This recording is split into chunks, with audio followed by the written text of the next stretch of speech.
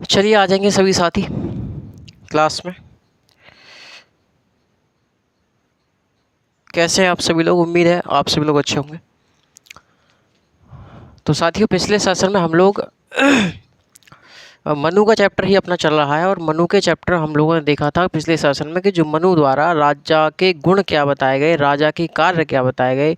राजा के गुणों में मैंने आपको बताया कि जो मनु थे, मनु ने अपने राजा को कैसा राजा बताया, तो बिजगी सुराजा बताया। बिजगी सुराजा यानी विजय की इच्छा रखने वाला, यानी राजा ऐसा होना चाहिए जो विजय की इच्छा रखने वाला हो। किसके द्वारा बताएगा? तो मनु के द्वारा बताएगा। मनु ने बताया कि राजा को पराक्रमी एवं शूरवीर होना चाहिए, राजा को पढ़ा लिखा विद्वान और सभी कलाओं में पारंगता हासिल होनी चाहिए उसे। राजा तिरई का ज्ञाता होना चाहिए, यानी ऋग्वेद, सामवेद और यजुर्वेद, यानी राजा को तिरई का ज्ञाता होना चाहिए। होता है कि राजा को व्यापार और कृषि में भी क्या होना चाहिए? निपुण होना चाहिए। राजा को दंड नीति में भी निपुण होना चाहिए, और जो राजा दंड नीति में निपुण नहीं होता वो शासन संचालन सही से नहीं कर पाता है। मनु ने कहा कि राजा को आलसी और कायर भी नहीं होना चाहिए। राजा को आलसी और कायर नहीं होना चाहिए। यदि राजा आलसी और कायर होगा तो क्या होगा? वो राज्य को अक्षुण्ण नहीं बना पाएगा। और राज्य को साथियों कर्तव्य पालन होना चाहिए, कर्तव्य परायण होना चाहिए और प्रजा का पालक होना चाहिए। ये कौन, किसने बताया? तो मनु के द्वारा बताया गया। मैंने आगे आपको बताया होगा कि जो मनु थे, मनु ने राजा के कार्य बताए। मनु ने राजा के दो प्रकार के कार्य बताए थे कि एक तो राज्य जो राजा है वो आवश्यक कार्य करेगा। आवश्यक कार्य में कौन कौन से कार्य? जैसे सुरक्षा, शांति व्यवस्था और न्याय के कार्य करेगा राजा, ठीक है। और लोक कल्याणकारी करेगा, दूसरे लोक कल्याणकारी कार्य करेगा। लोक कल्याणकारी कार्यों में जैसे मैंने आपको बताया कि उस समय की जो परिस्थिति थी, उस समय की जो लोगों की डिमांड थी, उस हिसाब से जो लोक कल्याण कार्य थे वो अलग थे आज की तुलना में। उस समय के लोक कल्याणकारी कार्य क्या थे कि भैया गौशाला का निर्माण कराना, धर्मशाला का निर्माण कराना, वृद्धाश्रमों का निर्माण करवाना, है ना। और साहब इनका जो आश्रित हैं, जो एक प्रकार से कहा जाए तो अपाहिज हैं, उनके लिए जन कल्याण से संबंधित कार्य करना। तो ये सभी कार्य किसने बताए थे? और तालाबों का निर्माण कराना, जलाशयों का निर्माण कराना, है ना, फलदार वृक्षों का निर्माण करवाना, जिससे कि अगर किसी को रोटी ना मिले तो भैया अपने फल खा के ही जीवन बिता ले। पहले होता था प्राचीन काल में कि खाना नहीं मिलता था, 3-3 4-4 दिन, 1-1 महीना फल खा के जीवन काट लेते थे लोग। तो ऐसे फलदार वृक्षों का भी निर्माण कराना, ये सब किस में आता था? लोक कल्याणकारी राज्य में आता था, लोक कल्याणकारी कार्यों में आता था। लोक कल्याणकारी कार्य यानी जन कल्याण से संबंधित कार्य। मैंने आपको बताया कि जो मनु थे, मनु ने साथियों, मनु ने राजा और प्रजा के मध्य कैसा संबंध बताया? तो राजा और प्रजा के मध्य उन्होंने पिता और पुत्र का संबंध बताया। पिता और पुत्र का संबंध बताया। उन्होंने कहा कि जिस प्रकार एक पिता अपने पुत्र की सभी आकांक्षाओं की, सभी सुख सुविधाओं को देता है, उनकी उपलब्ध कराता है उनको, उसी प्रकार से जो राजा है, राजा भी अपनी प्रजा को क्या करेगा? अपनी प्रजा को सभी सुख सुविधाएं जो है उपलब्ध कराएगा, उनका ध्यान रखेगा, समझे। और ये कहते हैं मनुस्मृति में कहा गया है साथियों कि जो राजा है, राजा राज्य में सर्वश्रेष्ठ होगा। राजा जो होगा राज्य में सर्वश्रेष्ठ होगा। और राजा निरंकुश हो सकता है, लेकिन यूरोपीय राजा की तरह वह अत्याचारी नहीं हो सकता। क्योंकि राजा किसके अधीन है? क्योंकि राजा जो साथी है वो धर्म के अधीन होता है। ये किसने कहा? तो मनु के द्वारा कहा गया। मनुस्मृति में ये इन्होंने अपने विचार रखे हैं। क्लियर बात? आज बात करते हैं ये जो मनु थे, मनु का दंड पर क्या विचार था? मनु का दंड पर विचार क्या था? और साथियों मनु का परराष्ट्रीय वैदेशिक नीति पर क्या विचार था? लिखिए, मनु का दंड व्यवस्था पर विचार। मनु का दंड व्यवस्था पर विचार। मनु का दंड व्यवस्था पर विचार।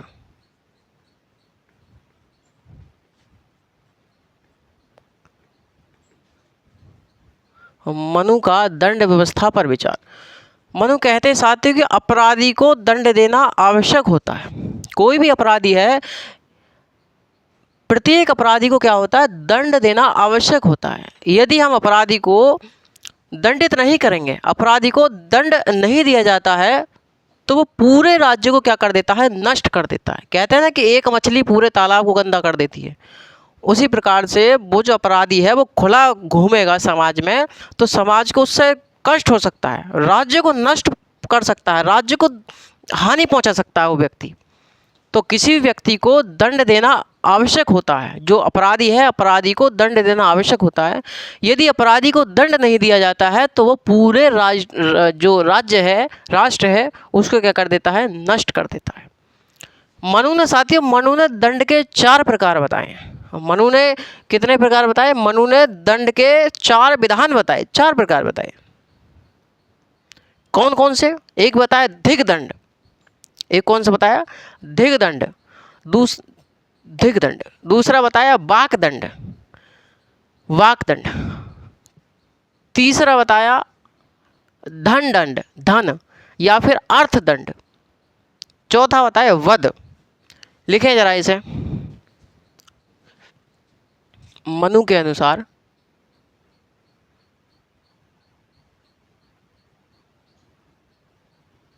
मनु के अनुसार मनु के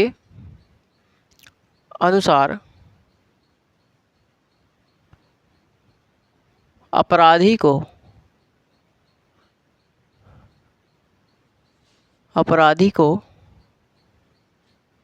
दंड देना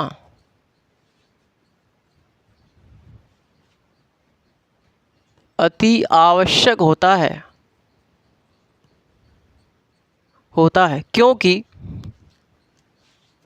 क्योंकि अपराधी को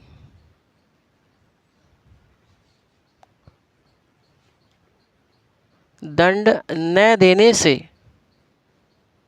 अपराधी को दंड ना देने से वह संपूर्ण राज्य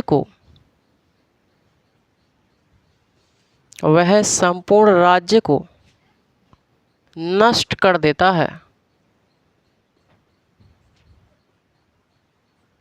ठीक है भाई, तो अपराधी को दंड दे देना क्या है, आवश्यक है। यदि हम दंड नहीं देते हैं तो वह संपूर्ण राज्य को क्या कर देता है, नष्ट कर देता है। आगे लिखिए, मनु ने दंड विधान के 4 प्रकार बताए हैं। मनु ने दंड विधान के कितने प्रकार बताए, 4 प्रकार बताए। मनु ने दंड विधान के कितने प्रकार बताए मेरे साथी, 4 प्रकार बताए। कौन कौन से प्रकार? नंबर 1 होता है दिग्दंड, दिग्दंड। दिग्दंड का मतलब होता है किसी को धिक्कारना, धिक्कारना, धिक्कारना, डांटना, है ना, धिक्कारना या फिर डांटना। जैसे डांट देते हैं, धिक्कार देते हैं हम लोग, तो वो भी एक प्रकार का दंड ही होता है। दूसरा इन्होंने बताया वाकदंड, वाकदंड, वाणी से आघात पहुंचाना। वाणी से क्या पहुंचाना है, आघात पहुंचाना। वाणी से उसको क्या कर देना, एक प्रकार से दंड देना, परेशानी पहुंचाना वाणी से। कभी कभी व्यक्ति बहुत कटुक वचन बोल देता है तो व्यक्ति को क्या पहुंचता है, सदमा पहुंचता है, तो वो भी एक प्रकार से दंड ही तो होता है। वाकदंड का मतलब है वाणी से आघात पहुंचाना, आघात पहुंचाना। ठीक है। तीसरा ने बताया धन दंड, धन दंड, धन या फिर अर्थ, धन या अर्थ दंड। इसे कहते हैं, कहा जाता है एक प्रकार से, कहते हैं ना जुर्माना लगा दिया भैया किसी पे, यो भी तो क्या होता है, दंड का ही एक प्रकार होता है ना। जुर्माना लगा देना, आर्थिक दंड देना किसी व्यक्ति को, आर्थिक दंड, आर्थिक दंड, या फिर इसे जुर्माना लगाना, जुर्माना लगाना। ठीक है भाई। चौथा होता है वध। वध का मतलब है मृत्यु दंड देना, मृत्यु दंड देना। तो कभी कभी क्या होता है, ऐसा संगीन अपराध कर देता है व्यक्ति, तो उसको क्या देना पड़ता है भैया, मृत्यु दंड देना पड़ता है, फांसी की सजा देनी पड़ती है। ठीक है, इतनी बात याद रखेंगे आप लोग। तो मनु ने दंड विधान के कितने प्रकार बताए, 4 प्रकार बताए हैं। ठीक है भैया। एक तो होता है धिग दंड, वाक दंड, धन दंड और वध। क्वेश्चन आपसे पूछता है कि मनु द्वारा दंड विधान का निम्नलिखित में से कौन सा प्रकार नहीं है। तो चारों याद होंगे, जौन सा अलग रखेगा वो आप लोग ध्यान रखिएगा। ठीक है भाई, ध्यान रखेंगे। चलिए, बहुत अच्छी बात है, क्लियर है बात। आगे बात करते हैं मेरे साथी, मनु का किस पर विचार। तो भाई जरा इसे रफ कर लो, फिर मैं पूरा ही उसमें करा दूंगा आपको अगली स्लाइड में। ठीक है।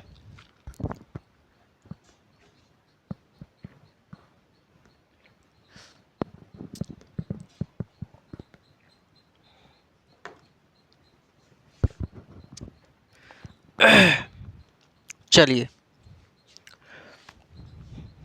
ठीक,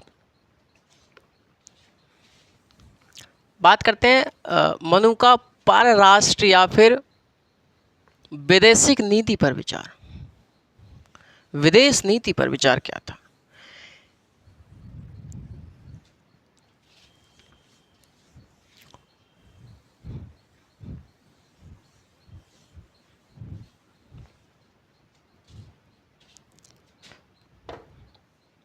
चलिए, मनु का या वैदेशिक नीति पर विचार।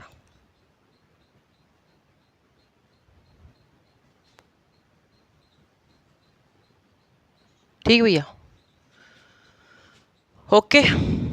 चलिए, तो जो वैदेशिक नीति है, विदेश नीति को स्थापित करते समय साथियों, मनु ने इसके संबंध में 2 सिद्धांत दिए।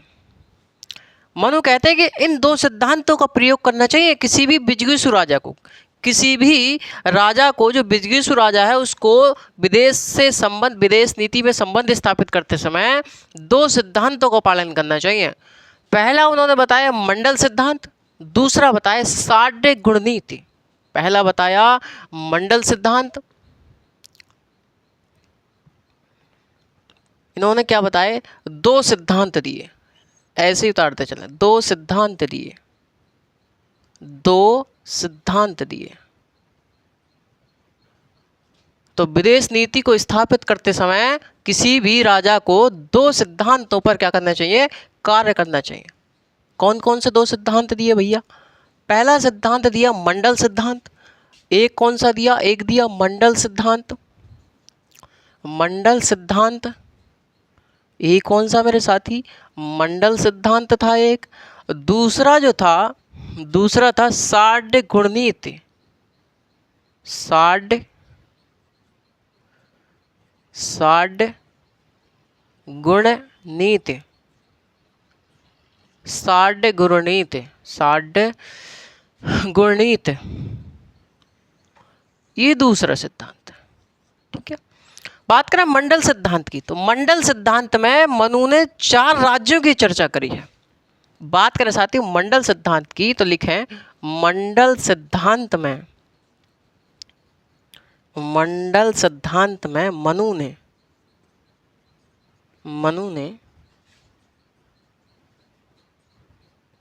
4 राज्यों की चर्चा की है। तो 4 राज्यों की चर्चा कौन कौन से करी है इन्होंने। पहला राज्य इन्होंने बताया विजिगीषु राज्य। विजिगीषु राज्य, विजिगीषु राज्य, विजिगीषु राज्य का मतलब है विजय की इच्छा रखने वाला। मैं आगे आपको बताऊंगा। दूसरा इन्होंने बताया अरिराज्य, अरिराज्य। तीसरा इन्होंने बताया अरिराज्य के बाद इन्होंने बताया मध्य राज्य, मध्य राज्य। चौथा इन्होंने बताया उदासीन राज्य, उदासीन राज्य। ठीक है भाई, तो ये क्या बताया इन्होंने, 4 राज्य बताए। अब ये 4 राज्य जो हैं इनका क्या क्या अर्थ होता है, मैं एक आपको एक छोटा सा बॉक्स टाइप का बना रहा हूँ 3-4, उसमें आप लोग समझिएगा। पहला इन्होंने बताया भाई बिजगीसु राज्य। ठीक है भाई, ध्यान समझिएगा। पहला राज्य इन्होंने बताया बिजगीसु राज्य, बिजगीसु राज्य। तो पहला इन्होंने क्या बताया, बिजगीसु राज्य बताया। क्लियर है बात। तो पहला कौन सा बताया, बिजगीसु राज्य। बिजगीसु राज्य का मतलब है विजय की इच्छा रखने वाला, विजय की इच्छा रखने वाला। क्लियर है भाई यहाँ तक, अरे हाँ या ना, समझ जाएंगे, चलिए बहुत अच्छी बात है। अगला बताया इन्होंने अरि राज्य। अरि का मतलब होता है शत्रु, अरि का क्या होता है, शत्रु। अरि का मतलब होता है शत्रु या फिर दुश्मन, दुश्मन। आप जानते हैं कि आपका जो पड़ोसी होता है, आपका जो पड़ोसी राज्य होता है, आपका जो पड़ोसी होता है वो आपका सदैव दुश्मन होता है। ये कौन कहते हैं, तो मनु कहते हैं। यही बात आगे चल करके कौटिल्य भी कहेंगे कि आपका जो पड़ोसी राज्य है वो आपका सदैव दुश्मन है। तो अरि का मतलब होता है शत्रु या दुश्मन। तो एक ऐसा राज्य जिसकी सीमा बिजगीसु राज्य को छूती हो, एक ऐसा राज्य जो बिजगीसु राज्य का दुश्मन है, दुश्मन मतलब पड़ोसी है, बिजगीसु राज्य का क्या है, पड़ोसी है, और जिसकी सीमा बिजगीसु राज्य की सीमा को छूती हो। अब जैसे ये है, जैसे ये एक राज्य है, ये एक राज्य मैंने आपको बता दिया। क्लियर है भाई, एक मैंने आपको राज्य बता दिया। क्लियर है, थोड़ा छोटा लिखूं मैं इसे, यह है बिजगीसु राज्य, बिजगीसु राज्य। क्लियर है। अगला है अरि राज्य। अरि राज्य, अरि राज्य क्या है कि भैया ऐसा राज्य जिसकी सीमा बिजगीसु राज्य को छूती हो, और बिजगीसु राज्य का जो अरि राज्य होता है वो क्या होता है, सदैव दुश्मन होता है या शत्रु होता है। इसे हम शत्रु राज्य भी कहते हैं। इसे हम क्या कहते हैं, इसे हम शत्रु राज्य कहते हैं। ये क्या है, ये शत्रु राज्य है, शत्रु राज्य है। शत्रु राज्य ये क्या होता है, ये बिजगीसु राज्य का क्या होता है, पड़ोसी होता है। क्या होता है, पड़ोसी होता है। इसकी जो सीमा होती है ना, इसकी सीमा बिजगीसु राज्य से क्या होती है, मिलती है, मिलती है। क्लियर है बात भाई यहाँ तक, अरे हाँ या ना, समझ में आ गई भैया। बिजगीसु राज्य क्या है, बिजगीसु राज्य विजय की इच्छा रखने वाला। अरि राज्य क्या है, अरि राज्य का मतलब है भैया शत्रु राज्य। शत्रु किसका होगा, बिजगीसु राज्य का ये शत्रु राज्य होगा। ये इसका पड़ोसी है, मतलब जो पड़ोसी होता है वो सदैव क्या होता है, शत्रु होता है। इसकी सीमा जो है अरि राज्य की वो बिजगीसु राज्य से मिलती है। भैया आपस में है ना, आसपास धो रही हैं, तो जो आपका पड़ोसी होता है वो क्या होता है, दुश्मन होता है। आप देखते होंगे आपके पड़ोसी के साथ आपकी काना फुंसी चलती रहती होगी, थोड़ी थोड़ी मनमुटाव चलते रहते होंगे, अरे हाँ या ना। आपके ना चलते होंगे, आपकी पत्नी के चलते रहते होंगे, दादी अम्मा ताई जो भी हैं उनके चलते रहते होंगे। तो पड़ोसी से कहीं ना कहीं हमारे चलते रहते हैं झगड़े, तो उसे ही हम अरि राज्य कहते हैं, अरि राज्य उसे हम कहते हैं। क्लियर बात।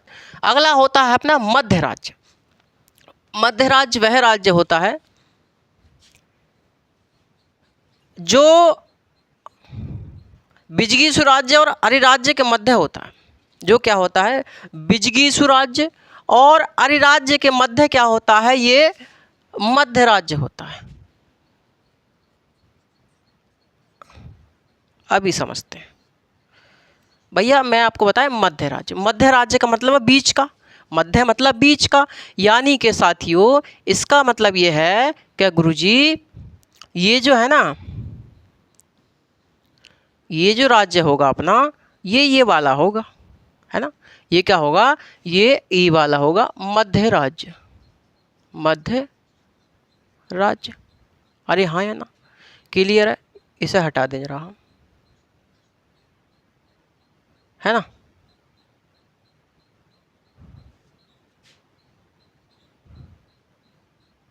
ये क्या होगा? ये बीच वाला होगा, ये बीच वाला होगा। क्लियर है? अभी बीच वाला कौन सा होगा? ये बीच वाला होगा मध्य राज्य। मध्य राज्य क्या है? बिजगी सुराज्य और अरिराज्य के बीच का जो राज्य होता है वो मध्य राज्य होता है। और ये दोनों के साथ क्या करता है? दोनों के साथ बराबर संबंध रखता है। ये क्या करता है भैया? दोनों के साथ बराबर संबंध रखेगा। ये जो मध्य राज्य है, ये जो मध्य राज्य है, मध्य राज्य जो है, ये दोनों के बीच क्या रखेगा? बराबर संबंध रखेगा। ये दोनों से क्या रखता है? दोनों से बराबर संबंध रखता है, बराबर संबंध रखता है, बराबर संबंध रखता है। कौन? मध्य राज्य। बिजगी सुराज्य और अरिराज्य के बीच का जो राज्य होता है मध्य राज्य होता है। और बिजगी सुराज्य से भी उतना संबंध रखेगा, ये अरिराज्य से भी उतना संबंध रखेगा। इसका मतलब आपका जो दुश्मन है अरिराज्य, उससे संबंध कौन रख रहा है? मध्य राज्य। और आपसे भी संबंध रख रहा है। ये समझ रहे हैं आप मेरी बात? तो जो आपका जो पड़ोसी होगा, आपका भी वो पड़ोसी होगा और दूसरे का भी वो पड़ोसी होगा, मतलब दोनों से संबंध रखेगा।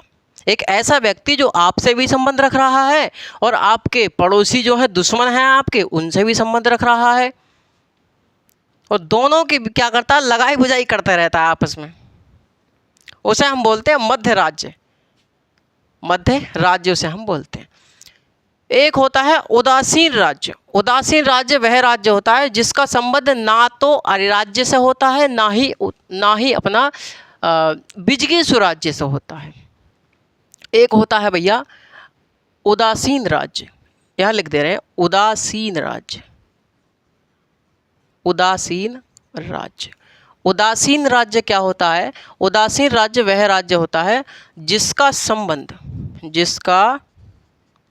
संबंध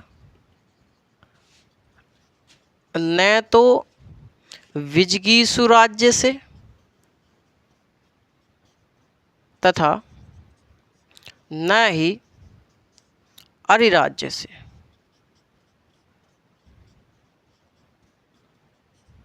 होता है। ठीक है भाई? तो उदासीन राज्य क्या होता है? उदासीन राज्य मतलब शांत रहता है भैया आपस में, ना तो आपके दुश्मन से बात करेगा वो, ना ही आपसे बात करेगा, अपने अकेले में ही मौज मस्ती से अपने खुश रहेगा। क्लियर है बात यहाँ तक? अरे हाँ या ना? तो मैंने आपको बताया कि मनु ने विदेश नीति को स्थापित करते समय बिजगी सुराज्य को क्या बताया? कुछ निर्देश दिए कि आप भैया दो सिद्धांतों पर काम करेंगे। कि दो सिद्धांत इन्होंने दिए। पहला दिया इन्होंने मंडल सिद्धांत, दूसरा दिए साढ़ गुण नीति का सिद्धांत। जो मंडल सिद्धांत था, मंडल सिद्धांत में इन्होंने 4 राज्यों की चर्चा करी है। 4 राज्यों की चर्चा करी है। 4 राज्यों में कौन कौन से? एक तो बिजगी सुराजा, बिजगी सुराज्य, दूसरा अरिराज्य, तीसरा मध्य राज्य, चौथा उदासीन राज्य। जो बिजगी सुराज्य होता है, बिजगी सुराज्य का मतलब है विजय की इच्छा रखने वाला। जो बिजगी सुराज्य होता है उसका जो पड़ोसी होता है, उसका जो पड़ोसी होता है, पड़ोसी मतलब जो शत्रु होता है, पड़ोसी हमेशा शत्रु रहता है। और उसकी सीमा जो बिजगी सुराज्य है, बिजगी सुराज्य के साथ उसकी सीमा लगी रहती है, वो कहलाता है अपना अरिराज्य। यानी अरिराज्य वह राज्य होता है जो शत्रु राज्य होता है किसका? बिजगी सुराज्य का। यह पड़ोसी होता है इसका, इसकी सीमा इससे लगी रहती है ना। तीसरा आता है मध्य राज्य। मध्य राज्य क्या है? बिजगी सुराज्य और अरिराज्य के बीच का जो राज्य होता है वो मध्य राज्य होता है। ये जितना संबंध इसके साथ रखता है उतना ही संबंध इसके साथ रखता है, जितना संबंध इसके साथ रखता है उतना ही संबंध इसके साथ रखता है। दोनों के साथ ये बराबर संबंध रखता है। एक होता है उदासीन राज्य। उदासीन राज्य क्या होता है? इसका संबंध ना तो भैया अपने बिजगी सुराज्य से होता है, ना ही इसका संबंध अरिराज्य से। ना तो आपके साथ संबंध है, ना ही आपके दुश्मन के साथ संबंध है इसका। ये भैया अपने अलग रह रहा है, झोंपड़ी डाल का, टीन डाल का। ठीक है भैया? क्लियर है यहाँ तक? चलिए, ये तो था अपना मंडल सिद्धांत। ये क्या था अपना? ये था मंडल सिद्धांत। अगला हम बात करेंगे साढ़ गुण नीति पर। साड्य गुण नीति। ठीक है,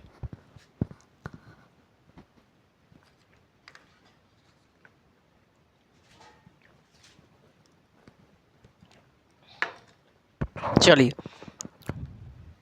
मनु ने बताया कि जो बिजगीसु राज्य है, बिजगीसु जो राज्य है, बिजगीसु राज्य में जो बिजगीसु राजा है उसको विदेश नीति को अपनाते समय, विदेश से संबंध स्थापित करते समय, अन्य देशों से संबंध स्थापित करते समय 6 नीतियों का ध्यान रखना चाहिए।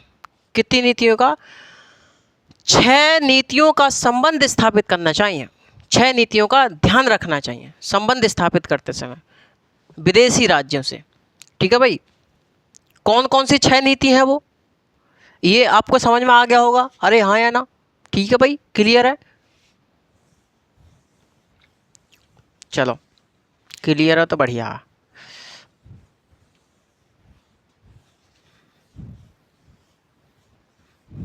अगला देखते हैं साड्य गुण नीति। चलिए लिखिए साड्य गुण नीति में, साड्य गुण नीति, साड्य गुण नीति जो है इसमें कहा कि मनु ने बिजगीसु राजा,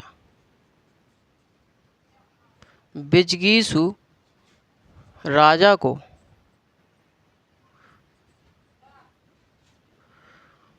को विदेशी राष्ट्र से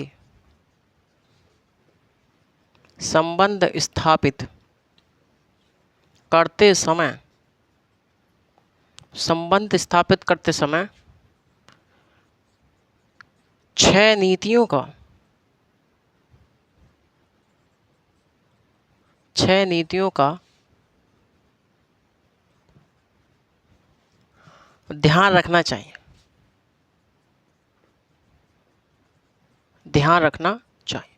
तो 6 नीतियों का ध्यान रखना चाहिए। कौन कौन सी 6 नीति हैं? सबसे पहली है अपनी संधि, सबसे पहली नीति है संधि, संधि। दूसरा है संधि के बाद अपना है विग्रह, संधि के बाद विग्रह, विग्रह, यान, आसन, संधि, विग्रह,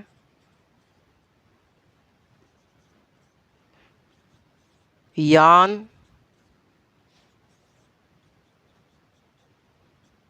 आसन, आसन।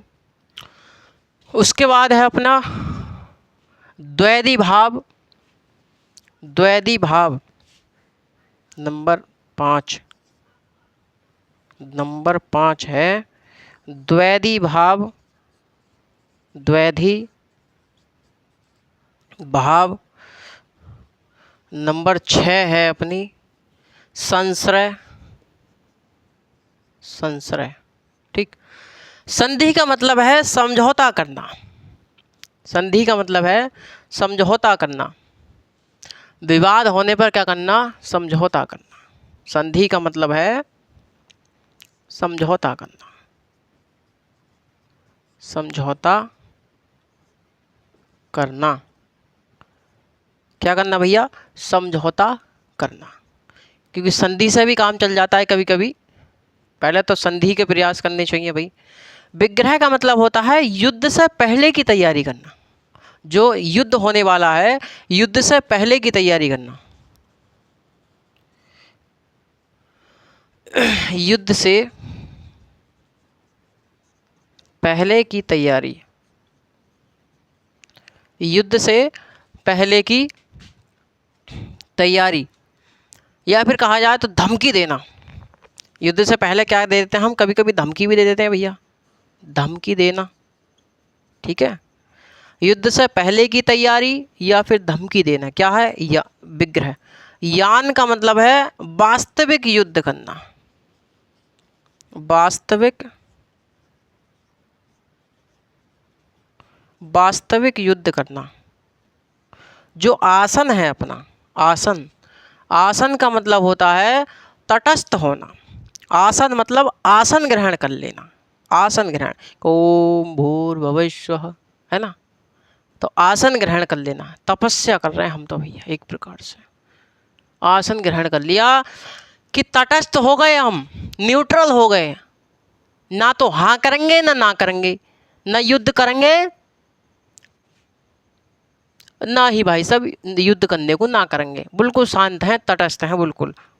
देखिए तटस्थ होना, तटस्थ होना अर्थात न तो हाँ, न तो हाँ और न ही ना करना, ना तो हाँ करेंगे ना करेंगे, क्या हो जाएंगे भैया, तटस्थ हो जाएंगे आपस में। बात क्लियर है।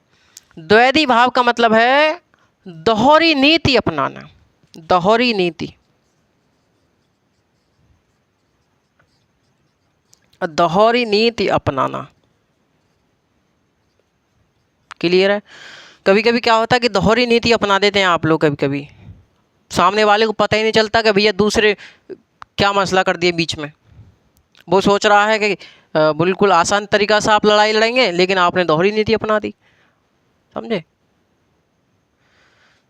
चौथा है संश्रय। संश्रय का मतलब है शक्तिशाली का सहारा लेना या फिर बलवान का सहारा लेना, बलवान का सहारा लेना, ठीक है, शक्तिशाली या बलवान का सहारा लेना, संश्रय। जैसे क्या होता है कभी कभी आपको पता लग जाए कि भैया हम हार जाएंगे, हम हार जाएंगे, तो हमें क्या करना है, हमें किसी बलवान या शक्तिशाली व्यक्ति को लाना है, उससे कहना है कि भाई हमारे साथ लड़ो और हम तुम्हें कुछ ना कुछ देंगे, रिश्वत देंगे या कुछ भी XYZ। तो वो जो है बलवान शक्तिशाली व्यक्ति आपके साथ आ जाएगा। जैसे क्या कभी लगता है आपको कि भैया हम बड़े कमज़ोर पड़ गए, हमारी पहचान में पुलिस वाले हैं, उनसे बातचीत कर लेंगे, वो छुटा लेंगे, इंस्पेक्टर साहब वो छुटा लेंगे हमें, तो लड़ जाते हैं आप लोग दूसरे के बल पर, क्योंकि आप तो कमज़ोर हैं। तो आपने किसका सहारा ले लिया, शक्तिशाली बलवान का सहारा ले लिया, तो उसे ही हम बोलते हैं संश्रय। तो साढ़ गुण नीति में बताया कि जो भैया जो बिजगीसु राजा है, बिजगीसु राजा को अन्य राज्यों के साथ संबंध स्थापित करते समय इन 6 नीतियों का क्या करना चाहिए, ध्यान रखना चाहिए।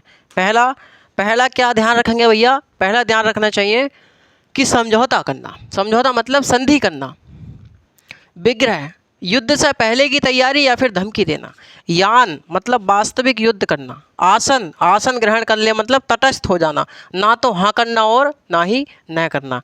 द्वैधी भाव मतलब दोहरी नीति अपनाना, दोहरी नीति अपनाना। संश्रय बलवान का सहारा लेना, ठीक है। तो आपसे क्वेश्चन पूछता है कि मनु द्वारा साढ़ गुण नीति में किस नीति को शामिल नहीं किया गया। तो भैया कितनी हैं, 6 नीति हैं, 6 के 6 नाम याद रख लेंगे और कोई बीच में घुसेड़ देगा आपको, कोई दिक्कत वाली बात नहीं। जैसा आपसे क्वेश्चन पूछा जाए, जैसे आपसे क्वेश्चन पूछा जाए कि साथियों कि मनु द्वारा साढ़ गुण नीति में किस नीति को शामिल नहीं किया गया।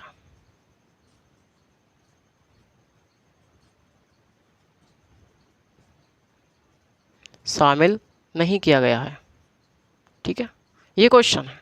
ऑप्शन देता है आपको यान, बी ऑप्शन देता है आपको संश्रय, सी ऑप्शन देता है आपको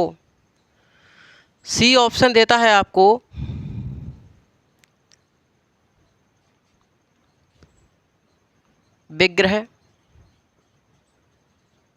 ना, चौथा ऑप्शन देता है आपको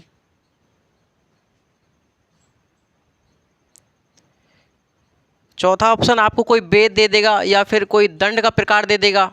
जैसे आपको दे देगा भाई कि इसमें बाक दंड दे देगा। तो कौन सा प्रकार नहीं है भाई साध्य गुण नीति का? तो वाग्दंड नहीं है। वाग्दंड क्या है? दंड का प्रकार है, ये दंड विधान का प्रकार है। तो यान है, संश्रय है, विग्रह है ना, आसन है, द्वैधी भाव है, संधि है, ये सब क्या है? ये सब इसके साध्य गुण नीति के प्रकार हैं। ठीक है भाई। तो यहाँ पर आपको या तो कुछ और दे, वाग्दंड या मतलब दंड का प्रकार दे देगा, या फिर कुछ और दे देगा प्राचीन काल से उठा करके आज प्राचीन भारतीय इतिहास से दे देगा कुछ ना कुछ, जैसे कोई वेद दे देगा, है ना। तो बात समझिएगा साथियों, कुल मिलाकर कॉन्सेप्ट समझने का प्रयास करें आप।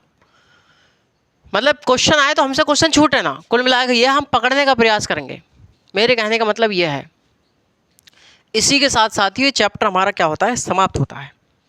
ध्यान रखिएगा, क्वेश्चन जहाँ जहाँ से बनेगा आप लोग ध्यान से देखते रहें, पढ़ते रहें साथियों। ठीक है, गर्मी बहुत है, उसी के लिए मैं आपसे कहता हूँ कि आप लोग ढंग से पढ़ाई करते रहें और पंखे की हवा पर रहें भैया, ज़्यादा कूलर में भी ना रहें क्योंकि तबीयत ख़राब हो जाती है बहुत जल्द। ठीक, तो खुश रहिए, ज़बरदस्त रहिए, मस्त रहिए। आप लोग जल्द से जल्द सफल होंगे, मेरा आपको आशीर्वाद है, सदैव आशीर्वाद रहेगा। नमस्कार, जय हिंद।